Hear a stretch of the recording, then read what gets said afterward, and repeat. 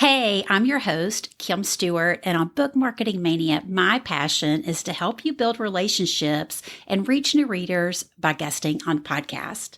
Before you hit send on your next podcast guest pitch, I want you to take just a few minutes and put yourself in the host's shoes. They open your email, see your name, and your desire to serve their listeners. Now, if they don't know you, they are going to want to check you out and vet you as a guest. Will they like what they see? Will they know instantly that you are the next best guest to help their listeners? Today, we're looking at 3 areas of your online presence from a podcast host perspective and showing them you are who your guest pitch says you are. So let's get to it. So first up, let's look at your website.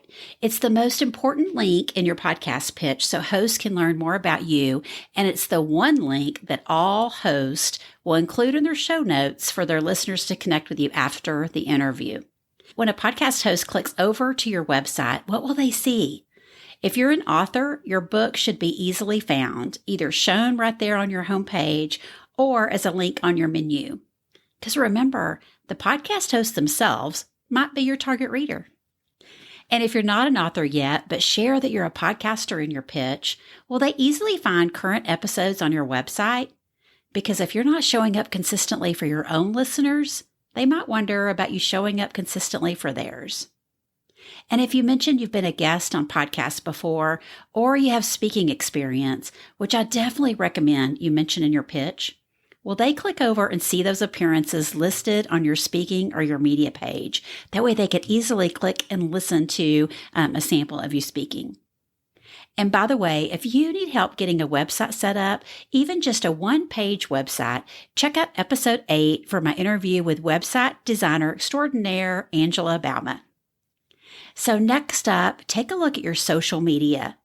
So when a host clicks over to check you out on social media, what will they find? Does your feed reflect who you say you are and how you help readers and listeners?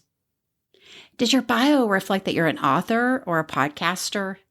Is your bio all about you, or is it geared toward your target readers and listeners and how they'll benefit from following you on social? And pro tip, make one of your pinned posts on social or your first few posts a past podcast interview if you've had one. So that way the host sees right away you share your interviews and you've been a guest before. So if you need any help with Instagram or applying basic principles to any social platform to help you engage with your target readers, check out episode 4 for my interview with online marketing coach Ruthie Gray. And I know you might be thinking, I don't want to be on social.